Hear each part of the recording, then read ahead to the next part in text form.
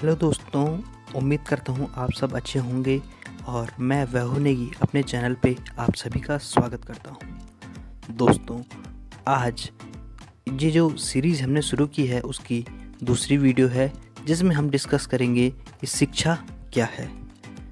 तो दोस्तों चलिए शुरू करते हैं आज का टॉपिक कि शिक्षा क्या है।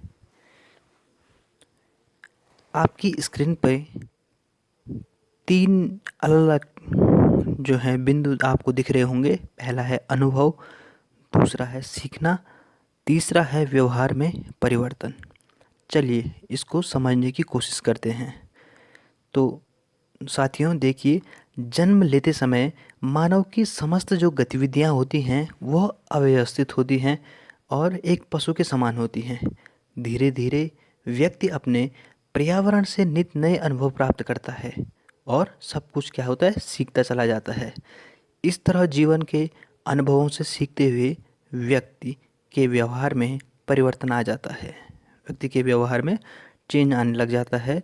वह पशु समान जो व्यक्ति होता है वह मानव रूप में क्या हो जाता है, विकसित हो जाता है। तो देखिए, जब सीखता है, अनुभव से जब सीखता है, जहाँ पे हम क्या कह रहे हैं, उसे ज्ञान कह रहे हैं, और उसके व्यवहार में परिवर्तन हो रहा है। जब व्यवहार में परिवर्तन हुआ तो हम कह सकते हैं कि यह परिवर्तन शिक्षा के कारण देखने को मिला। अर्थात इस जो मैंने अभी कहा इसकी हम परिभाषा देखें तो अनुभवों द्वारा सीखना व सीखकर व्यवहार में परिवर्तन की प्रक्रिया ही शिक्षा है। दोस्तों ये तो हो गई पहली परिभाषा।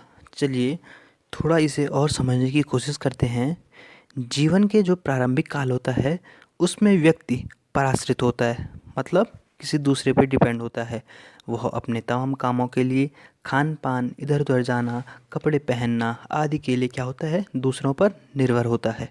अपने स्वाभाविक अनुभवों से सीखते हुए व्यक्ति अपना काम करना सीख जाता है।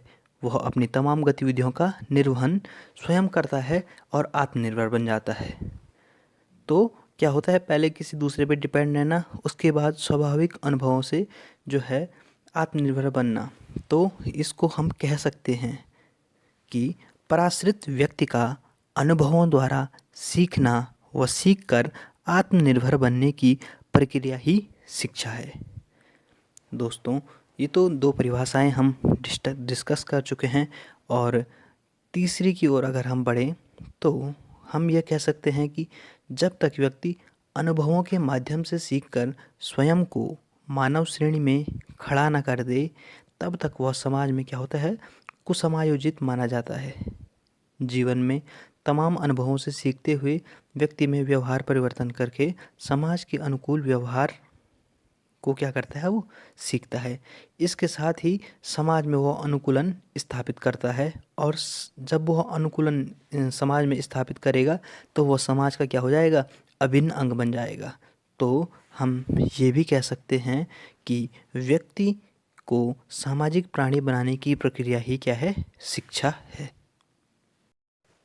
दोस्तों अब भारतीय दर्शन की बात करते हैं कि भारतीय दर्शन शिक्षा को किस रूप में देखता है। तो जैसा कि मैंने लिखा है, भारतीय दर्शन के अनुसार मानव जब जन्म लेता है तो वह अपनी वास्तविक भूल जाता है। मानव का जब जन्म होता है तो वह अपनी वास्तविकता को क्या करता है, भूल जाता है। हम इससे यह समझ सकते हैं कि शिक्षा एकमात्र साधन है जो हमारी आत्मा को परमात्मा से मिलाने में सहायता करती है। तो शिक्षा की भूमिका हम यहाँ पर समझ चुके हैं। आगे आने वाली वीडियो में हम शिक्षा को और अधिक डिस्कस करेंगे। शिक्षा का अर्थ और परिभाषा से आगे बढ़कर किस तमाम जो व्यक्ति शिक्षा के क्षेत्र में हुए हैं उन्होंने क्या क्या कहा, उन बातों पे हम ध्यान देंगे। आगे हम जो है शिक्षा के अभिकरण पढ़ेंगे। आज के लिए इतना ही। तो बने रहिए दोस्तों हमारे साथ। बहुत बहुत धन्यवाद।